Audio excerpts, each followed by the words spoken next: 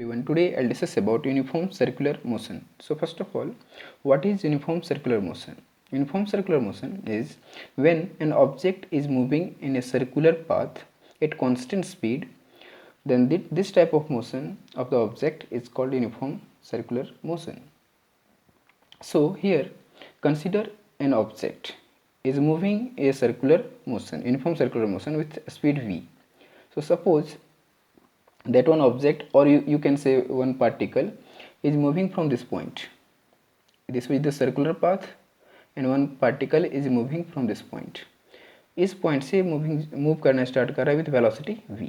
आप चाहो तो वेक्टर साइन लगा सकते हो. तो इस पॉइंट पे इसका डायरेक्शन इधर है. Tangent shows the direction of the movement. So ये टेंजेंट हमको क्या शो कर रहा है? डायरेक्शन. ठीक है. तो इस यहाँ पे पॉइंट एक पार्टिकल है, तो इस सर्कुलर ट्रैक पे देखो ये डायरेक्शन दिखा रहा है मूवमेंट का इस सर्कुलर पाथ पे.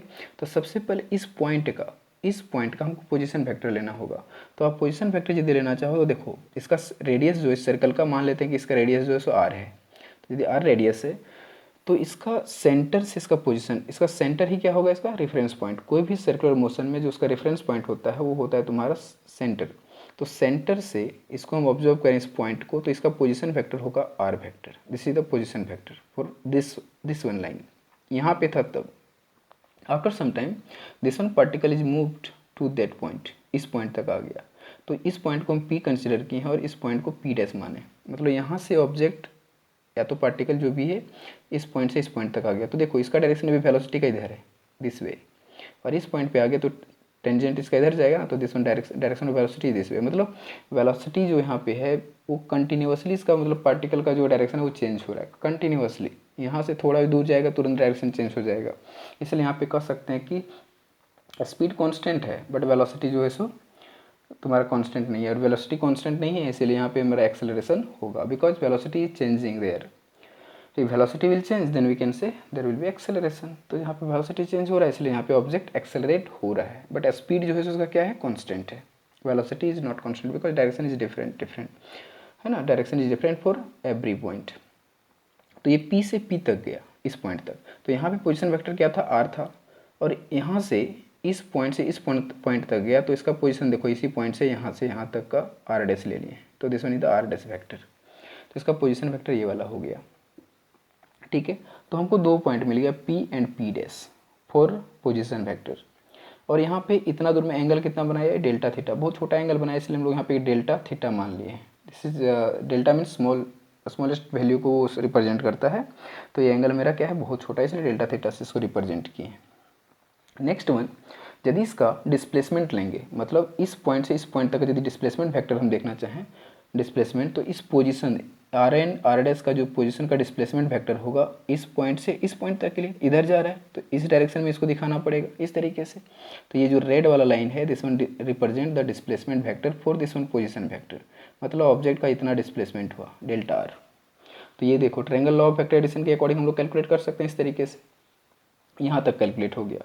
अब हम लोग ये तो सिर्फ डिस्प्लेसमेंट का हम लोग देखें ना. This one is the displacement for displacement of the particle. But यहाँ पे वेलोसिटी भी है. तो वेलोसिटी स्टार्टिंग में किधर था? इधर. और अभी जो है लास्ट पॉइंट पे इधर है. तो क्या करो, अकॉर्डिंग टू ट्रायंगल लॉ इस पॉइंट को देखो यहाँ पे इधर है ना, तो इसको यहाँ से पकड़ो और उठा के यहाँ शिफ्ट करो. तो देखो ऐसे है तो ऐसे ही शिफ्ट कर दिए वेलोसिटी को. तो ये वाला वेलोसिटी फर्स्ट वन हो गया, इस साइड में फिक्स कर दिए. अब ये वाला है जो, इसको जिस डायरेक्शन में उसी डायरेक्शन में आकर के इस पॉइंट पे फिक्स कर दो, क्योंकि यहाँ पे हम रेफरेंस पॉइंट माने. This one is the reference point. तो यहाँ से इसको पकड़ के लाएंगे और इसे देखो इस डायरेक्शन में शिफ्ट कर दिए. तो इस डायरेक्शन हो गया, ये V है ये V डैश है. This one V and this one V dash. यहाँ पे शिफ्ट कर दिए. तो इसका जो पोजीशन वेक्टर होगा, तो हम जानते हैं कि यहाँ से ऑब्जेक्ट स्टार्ट हो रहा है, मतलब ये V यहाँ से स्टार्ट हुआ था ना, तो ये यहाँ से किधर गया? इस साइड. मतलब इसका डायरेक्शन जो है सो कुछ इधर जा रहा है ना. तो ये हमारा रिप्रेजेंटेशन इस साइड होगा. इसका मतलब क्या है कि ये जो वेलोसिटी है वेलोसिटी मतलब क्या बोल सकते हैं इसको, इसका जो चेंज ऑफ वेलोसिटी है वो किस डायरेक्शन को शो कर रहा है, किस डायरेक्शन को रिप्रेजेंट कर रहा है. तो डॉटेड लाइन से देखो कहाँ तक ले गए हैं? सेंटर की तरफ. मतलब इसका जो चेंज ऑफ वेलोसिटी है वो किधर जा रहा है? हमारा सेंटर की तरफ जा रहा है. तो चेंज ऑफ वेलोसिटी का मतलब क्या होता है? एक्सेलरेशन. मतलब this one object is accelerating towards the centre. यहाँ से ये समझ में आ रहा है. फिर से एक बार मैं समझा दे रहा हूँ. एक पार्टिकल है जो यूनिफॉर्म मोशन कर रहा है इस सर्कुलर पाथ पे. स्टार्टिंग में यहाँ पे है, तो इसका पोजीशन वेक्टर आर है। फिर ये इस पॉइंट से इस पॉइंट तक कुछ टाइम में चला गया, टी टाइम मान लो, यहाँ तक चला गया, तो इसका पोजीशन वेक्टर क्या हो गया, आर डैश। तो this one minus this one हमको क्या मिल जाएगा, डिस्प्लेसमेंट फैक्टर, मतलब यहाँ से यहाँ तक डिस्प्लेस हुआ, तो ये शॉर्टकट डिस्टेंस हमको लेना पड़ेगा ना। डिस्प्लेसमेंट फैक्टर आप तो जान ही रहे हो, तो किस डायरेक्शन में हो रहा है, यहाँ से उधर जा रहा है ऐसे, तो ये होगा हमारा displacement, direction of displacement factor उधर। ठीक है, तो उसी तरीके से हम यदि वेलोसिटी का डिस्प्लेसमेंट वेक्टर कैलकुलेट, वेलोसिटी का डिस्प्लेसमेंट वेक्टर तो नहीं बोल सकते, यहाँ पे चेंज ऑफ वेलोसिटी यदि हम यहाँ पे कैलकुलेट करना चाहें in the form of vector, then क्या करना है कि इस यहाँ पे देखो डायरेक्शन वेलोसिटी का इधर है, टेंजेंट ही दिखाता है हमको वेलोसिटी का डायरेक्शन ना, तो इस जगह पे पार्टिकल का जो वेलोसिटी का डायरेक्शन इधर है, तो इसको यहाँ से पकड़े उठा करके इसको इस पूरी लाइन को यहाँ से कट करके यहाँ पे देखो शिफ्ट कर दिए इस डायरेक्शन में। फिर इस पॉइंट को यहाँ से फाइनल पॉइंट ये है ना, ये इनिशियल पॉइंट है, तो इनिशियल पॉइंट को यहाँ पे रख दिए जो वी वेक्टर को रिप्रेजेंट कर रहा है, और यहाँ से इसको उठाए और इसको ये देखो उठा करके लाए इस डायरेक्शन में, उसी डायरेक्शन में है, तो उसी डायरेक्शन में इसको यहाँ पे शिफ्ट कर दिए। तो ये वी है, ये वी डैश है, वी डैश वेक्टर। तो इस दोनों का जो चेंज ऑफ वेक्टर आएगा, जो डिस्प्लेसमेंट के फॉर्म में जिस तरीके से इसको करते थे उस तरीके में, तो देख सकते हो कि ये इनिशियल के लिए, ये फाइनल के लिए, तो इधर ही जाएगा ना, तो ये डेल्टा वी रिप्रेजेंट कर रहा है, मतलब this one minus this one करेंगे तो इतना आएगा delta v. Triangle law of vector addition के अकॉर्डिंग आप कैलकुलेट इसको कर सकते हो। ठीक है, ये चीज़ है। तो यहाँ से हमको क्या पता चला कि ये वेलोसिटी, जो चेंज ऑफ वेलोसिटी वो किधर रिप्रेजेंट कर रहा है हमको, towards the centre of the circle.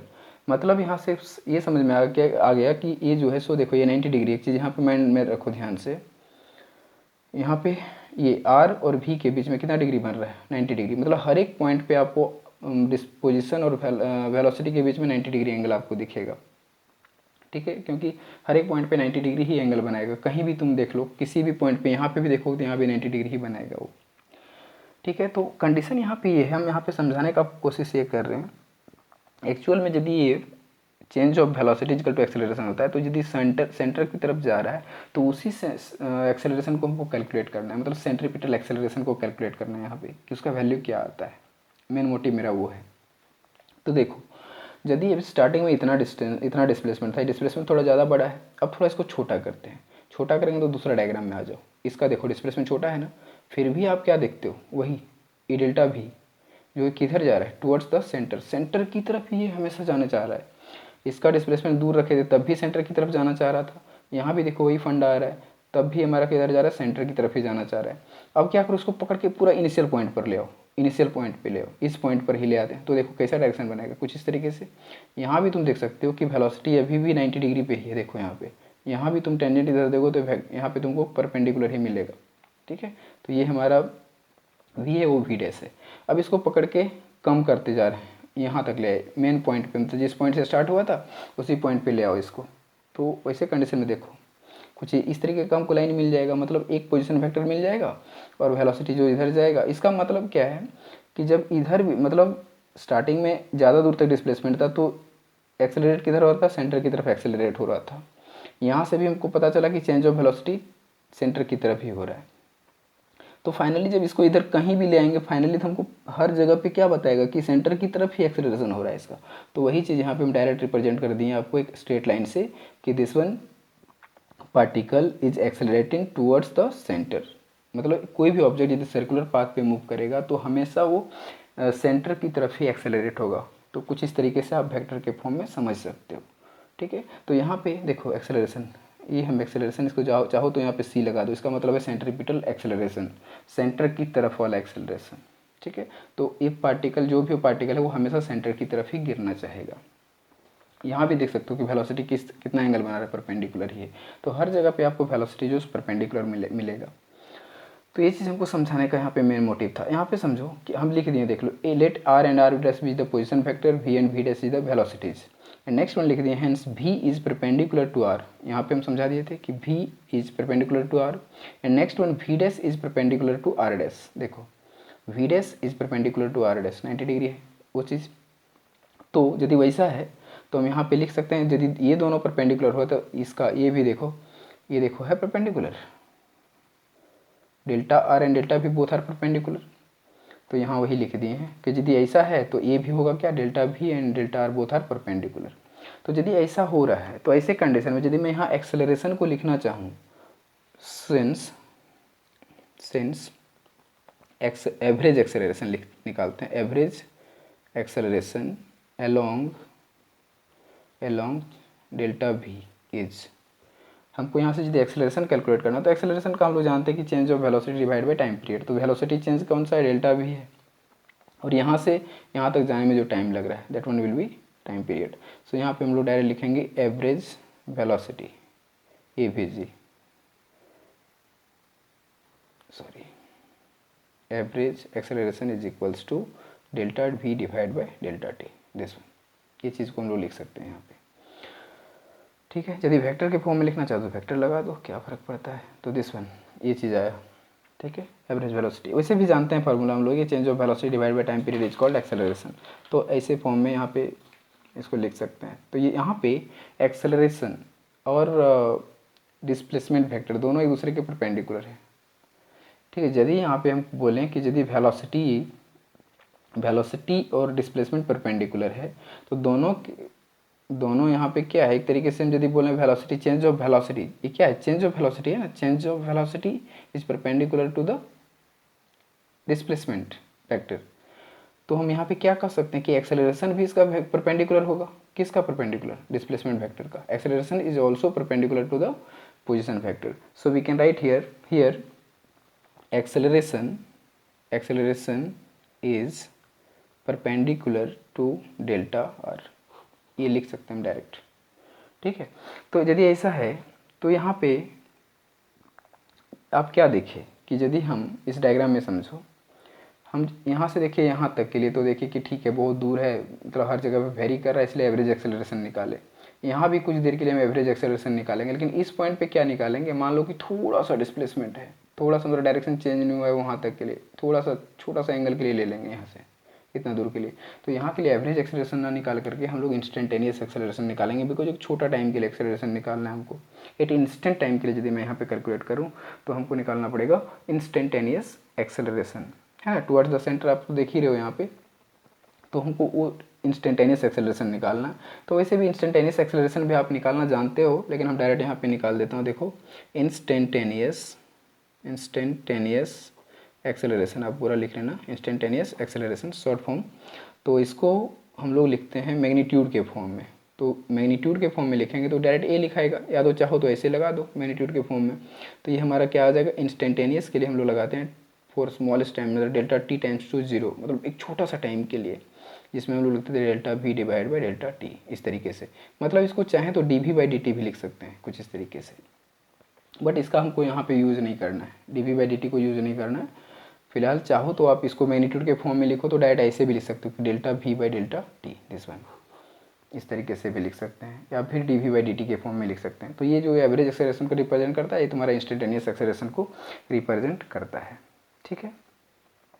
Next one, यदि यहाँ पे मैं बात करूँ एंगल का तो बात ही नहीं किया मैंने, एंगल देखो, ये जो तुम्हारा डेल्टा थीटा जो यहाँ पे रिप्रेजेंट किए हैं, जितना एंगल ये बनाएगा उतना ही एंगल यहाँ भी बनेगा, क्योंकि जितना डिस्प्लेसमेंट देखो ना यहाँ से यहाँ तक गया, तो ये जितना बेंडिंग यहाँ इधर जा रहा है तो उधर चला गया, मतलब एक ही चीज़ तो बता रहा है हमको, मतलब जितना ए वाला एंगल होगा उतना ए वाला भी एंगल आएगा। तुम खुद इसको यदि पकड़ो और यहाँ पे सब्स्टिट्यूट कर दो, इसका डायरेक्शन इधर है ना, तो ये इधर सब्स्टिट्यूट कर दो ऐसे, तो हमको ये वाला एंगल और ये वाला एंगल सेम दिखेगा। तुम देखो इसको तुम कम करने की कोशिश करो, यदि हम इसको कम करने की कोशिश करेंगे तो ये नीचे की तरफ आएगा, जितना नीचे आएगा उतना एंगल इसका कम होगा, तो इसका भी एंगल कम होगा।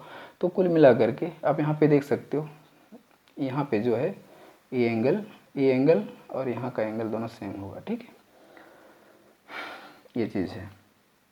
तो यदि एंगल यहाँ पे थीटा है, delta theta for position and velocity both are, यदि यहाँ पे बोलूँ कि दोनों का रेशियो जो है बेस लेंथ, मतलब एक तरीके से ऐसा बोलो कि यदि मैं यहाँ पे बोलूँ कि जितना डेल्टा थीटा है उतना ही इसका भी डेल्टा थीटा है, जितना इसका आर है ए आर, देखो ए आर उतना ही इसका भी मान सकते हैं, और जितना ये आर डैश है उतना ही ये भी डैश मान सकते हैं। इसलिए हम ऐसा मानना चाह रहे हैं क्योंकि देखो एंगल सेम है तो इसका भी एंगल सेम है, तो 100% का साइड भी क्या होना चाहिए, सब सेम होना चाहिए। तो यदि ऐसा है तो हम लोग एक रेशियो ले लेते हैं, वो रेशियो किस तरीके का होना चाहिए, वो रेशियो होगा both base length to side length, base length to side length. तो यहाँ पे बेस कौन सा है इसका, वो चीज़ को समझो, इसका बेस कौन सा है, इसका बेस होगा this one is the base, और साइड लेंथ है तो तुम ये वाला ले लो या फिर ये वाला ले लो, कोई एक को ले लो। तो base length divide by side length, मतलब यहाँ पे हम लिखेंगे delta r divided by r लिख सकते हो। तो इसमें क्या लिखना पड़ेगा, delta we divide by v, both will be equal because angle same है। यदि एंगल सेम है तो हमारा base length divide by this one divide by this one divide by this, दोनों क्या हमको मिलेगा, इक्वल मिलेगा। तो कुछ इस तरीके से लिखते हैं यहाँ पे क्या लिखेंगे, देखो एक लाइन, छोटा सा लाइन को यहाँ पे ऐड कर देना कि here delta theta for position and velocity both are same, delta theta दोनों के लिए सेम है। So we can write here the ratio of base length to side length base length to side length is equal, will be equal लिख सकते हो, will be equal। यदि ऐसा है तो रेशियो हम लोग डायरेक्ट लिख देते हैं यहाँ पे। तो रेशियो क्या हो जाएगा, देखो हम वहाँ पहले भी बता चुके हैं आपको, delta v by v is equal to delta r by r, ऐसे। तो ये हमारा क्या हो गया, बेस, दोनों बेस लेंथ और ये साइड लेंथ हो गया। तो यदि यहाँ पे हम आर डैश लेते तो यहाँ पे वी डैश लेते, बट ये चीज़ आएगा delta we divide by v equal to delta r by r. अब यहाँ से डेल्टा वी हम लोग कैलकुलेट करते हैं। डेल्टा वी इक्वल टू क्या आएगा, वी को क्रॉस मल्टीप्लिकेशन कर दो तो आएगा कुछ इतना हो जाएगा हमारा, delta v equal to v delta r by r, ठीक है। देयरफॉर एक्सेलरेशन का फॉर्मूला क्या होता है हमारा, delta we divide by delta T, this one average acceleration. तो यहाँ पे डेल्टा वी के जगह पे क्या वैल्यू सब्स्टिट्यूट करना है, ये वाला वैल्यू को सब्स्टिट्यूट कर दो। यदि इस वैल्यू को सब्स्टिट्यूट यहाँ पे करोगे तो डेल्टा वी के जगह पे हम क्या लिखेंगे, डेल्टा वी के जगह पे लिखेंगे v delta r by r, यहाँ होगा v delta r by r, और साथ में क्या बचा है नीचे, एक छूट गया है, डेल्टा टी बच रहा है यहाँ पे ना, तो यहाँ डेल्टा टी लिख दो। ये कुछ आ गया हमारा, मतलब इसको यदि अरेंज करके लिखें, अच्छे से लिखें तो ये लिखाएगा वी डिवाइड बाई आर, और इधर क्या हो जाएगा, delta R divide by delta T. देखो कुछ नहीं किए, ये एज इट इज़ है, ऊपर में, ये नीचे में एज इट इज़ है, ठीक है। तो यहाँ से आप देख सकते हो कि delta R bye delta t क्या रिप्रेजेंट कर रहा है, पोजीशन अपॉन टाइम पीरियड, ये हमको वेलोसिटी देगा। मतलब यहाँ पे क्या आ जाएगा, यहाँ पे V by R into V आ जाएगा, क्योंकि वेलोसिटी ही तो है, पोजीशन डिवाइड बाय टाइम, मतलब displacement upon time is equal to velocity. So this one, so यहाँ से हमको मिल जाएगा वी स्क्वायर बाय आर, मतलब एक्सेलरेशन का वैल्यू क्या मिला, V square by R. Acceleration is equals to V square by R. ये जो वी स्क्वायर बाई आर हमको मिला ना, this one acceleration, a c इसको बोलते हैं, centripetal acceleration, v square by r, ठीक है। ये हमेशा जो है सो डायरेक्टेड होता है टुवर्ड्स द सेंटर,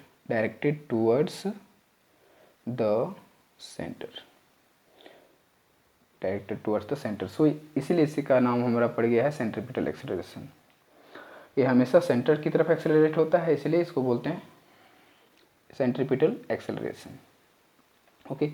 तो ए सी इज इक्वल्स टू हमको मिल गया वी स्क्वायर बाई आर। तो यहाँ तक का फंडा कंप्लीट हो गया। यदि तुम फोर्स निकालना चाहो, इसमें फोर्स लिखना चाहो तो इजीली लिख सकते हो। देखो फोर्स का फार्मूला क्या जानते हैं हम लोग, force is equals to mass into acceleration. तो यहाँ पे यदि सी लगाओगे तो यहाँ भी सी लगाना पड़ेगा। तो ये हमारा जो फोर्स होगा वो कौन सा फोर्स हो जाएगा, सेंट्रीपिटल फोर्स। तो हम जानते हैं मास ऑफ द पार्टिकल है वो जो मूव कर रहा है सर्कुलर पाथ पे, और ए सी का वैल्यू क्या है, वी स्क्वायर बाई आर, अभी जो कैलकुलेट किए। मतलब आपका आ गया क्या चीज़, F C is equal to M we square by R. एक ये चीज़ फार्मूला जो हम लोग डायरेक्ट क्लास 9th में पढ़ते थे, वो कुछ इस तरीके से प्रूव होता है, ठीक है। तो centripetal force is equal to M we square by r, ठीक है। तो ये चीज़ हो गया। अब एक रिलेशन छोटा सा मैं बताता हूँ इसी में, एक छोटा सा जो एंगुलर वेलोसिटी, मतलब थीटा का भी रोल अभी तक नहीं देखे हैं तो थीटा का भी रोल देख लेते हैं इसमें हम लोग। देखो वो चीज़ है relation between v and omega.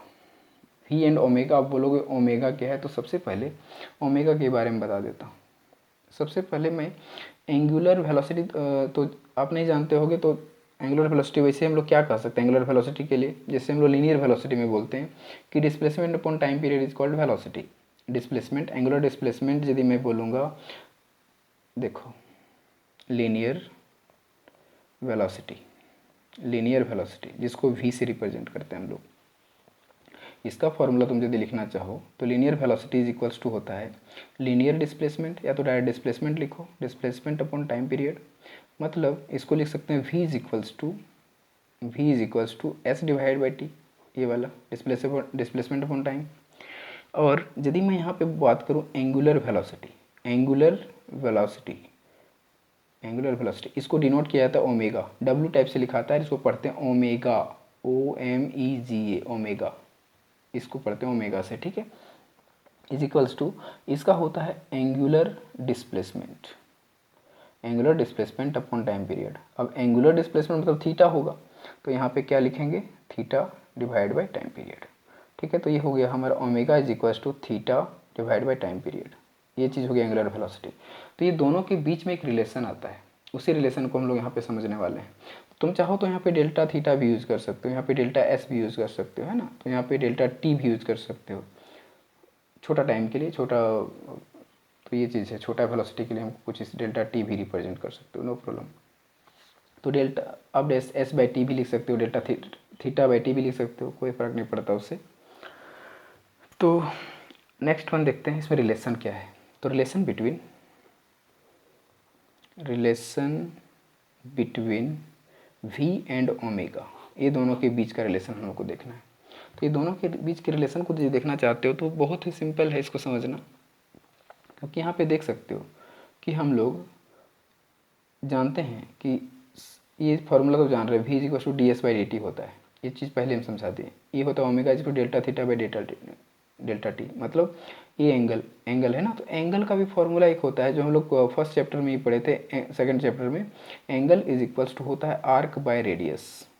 कोई भी सर्कुलर पाथ पे मूव करता है ऑब्जेक्ट तो वहाँ पे आर्क मिलेगा आपको, तो arc by radius is equals to angle मतलब थीटा डेल्टा थीटा लिख सकते हो, इज इक्वल्स टू आर्क को हम लोग एस से रिप्रेजेंट करते हैं, डिस्प्लेसमेंट टाइप से, डिस्टेंस, ठीक है। तो ये डेल्टा एस मतलब आर्क हमको डिस्प्लेसमेंट ही बताता है एक तरीके से, डिवाइड बाय रेडियस तो आप जान रहे हो, आर लिख सकते हो डायरेक्ट इस तरीके से। मतलब यहाँ से delta theta is equals to हमको मिल गया डेल्टा एस बाई आर। यदि यहाँ से हम डेल्टा एस कैलकुलेट करना चाहो तो delta s is equals to हमको क्या मिल जाएगा, आर डेल्टा थीटा, ये डेल्टा एस का वैल्यू मिल गया। तो यहीं पे हमको वेलोसिटी अब लिखना है। तो वेलोसिटी इज इक्वल्स टू क्या होता है, delta S divide by delta T, this one. तो डेल्टा एस के जगह पे आप देख सकते हो वैल्यू क्या है, आर डेल्टा थीटा, तो यहाँ पे are delta theta divide by delta T. तो आप देख सकते हो यहाँ पे एक वैल्यू तुमको मिल रहा है delta theta by delta t, इसका वैल्यू अभी हम बताया आपको। तो ये क्या हो जाएगा, r omega. Delta theta by delta t क्या होगा, एंगुलर वेलोसिटी। मतलब आपको यहाँ पे रिलेशन मिल गया v is equals to r omega, ये चीज़, यही दोनों के बीच में रिलेशन है। इसको बोलते हैं relation between linear velocity and angular velocity. ये ओमेगा जो है सो एंगुलर वेलोसिटी है और ये लीनियर वेलोसिटी है। तो हमको v is equals to r omega कुछ इस तरीके का छोटा मोटा न्यूमेरिकल में पूछ देता है, तो ऑब्जेक्टिव टाइप से क्वेश्चन में पूछ देता है रिलेशन को। तो relation between v and omega मतलब linear velocity and angular velocity, ये चीज़ मिल गया। यदि v का वैल्यू इतना मिला तो इसका यदि हम एक्सेलरेशन कैलकुलेट करना चाहें, सेंट्रीपिटल एक्सेलरेशन, तो क्या आएगा। तो सेंट्रीपिटल एक्सेलरेशन यदि कैलकुलेट करोगे तो हम जानते हैं ए सी इज टू क्या होता है, वी स्क्वायर बाय आर, जो हम लोग कुछ देर पहले भी पढ़े हम लोग, A C is equal to V square by R. और v का वैल्यू क्या आप यहाँ पे एंगुलर वेलोसिटी के फॉर्म में यदि जानना चाहते हो तो क्या होगा, तो in the form of angular velocity we can write here r omega का स्क्वायर डिवाइड बाय आर, इतना ये हो जाएगा r square omega square divide by r, r cancel, मतलब क्या आ जाएगा आर ओमेगा स्क्वायर, या तो फिर ओमेगा स्क्वायर आर, कुछ भी लिख सकते हो इस तरीके से। तो ये चीज़ आ गया, मतलब centripetal acceleration is omega square r, this one, ये सेंट्रीपिटल एक्सेलरेशन मिल गया। यदि फोर्स निकालना चाहते हो सेंट्रीपिटल फोर्स तो क्या आ जाएगा, m omega square r, this one, ये चीज़ आ गया फोर्स भी, ठीक है। अब हम लोग थोड़ा सा फ्रीक्वेंसी के बारे में चर्चा करते हैं। फ्रीक्वेंसी वो क्या होता है उस चीज़ को समझो। फ्रीक्वेंसी ऑलरेडी हम लोग जानते भी हैं, फ्रीक्वेंसी जिसको डिनोट किया जाता है न्यू से, न्यू या एफ से भी किया जाता है। तो ये होता है frequency is equals to 1 upon time period, ठीक है, 1 अपॉन टाइम पीरियड। यदि मैं यहाँ पे बात करूँ कि for complete one revolution, for complete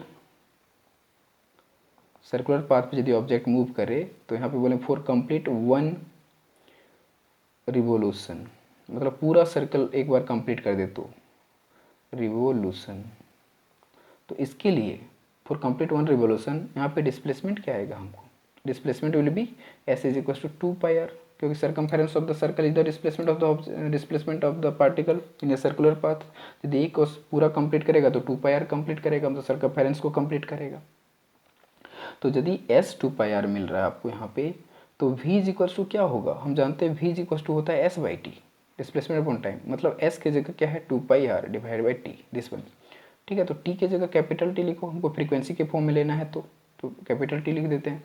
तो यहाँ से क्या मिला 2πr इंटू 1/t, मतलब ये क्या है फ्रीक्वेंसी, मतलब इसको लिख सकते हैं 2πr into new, this one.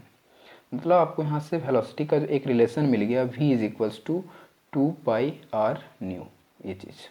तो एक फ्रीक्वेंसी के फॉर्म में भी एक वेलोसिटी का फॉर्मूला हमको मिल गया यहाँ पे फ्रीक्वेंसी के फॉर्म में। ठीक है, अब थोड़ा सा एंगुलर वेलोसिटी के फॉर्म में देखते हैं एंगुलर वेलोसिटी का फार्मूला क्या आएगा। तो एंगुलर वेलोसिटी के लिए और इजी है, देखो v इज इक्वल टू क्या जानते हैं ओमेगा, इसका बराबर क्या जानते हैं omega r, is equal to क्या होगा 2πr न्यू। तो यहाँ से ओमेगा को रखना है, आर को काट दो दोनों साइड से, तो क्या मिल गया omega is equal to 2π nu, this one. ठीक है, तो omega is equal to 2π nu, देखो इसका एंगुलर वेलोसिटी का भी फार्मूला मिल गया आपको यहाँ से। ठीक है, अब हम लोग यदि एक्सेलरेशन कैलकुलेट करना चाहें तो एक्सेलरेशन भी देखो मिल जाएगा क्या चीज़, अब इन the form of angular acceleration, देखो AC centripetal acceleration in the form of angular velocity. तो इसको हम लोग क्या जानते हैं ओमेगा स्क्वायर आर, इसको भी कैलकुलेट कर चुके हैं, यही तो है, इसके पहले कैलकुलेट क्या है यहाँ पे AC is equal to omega square are.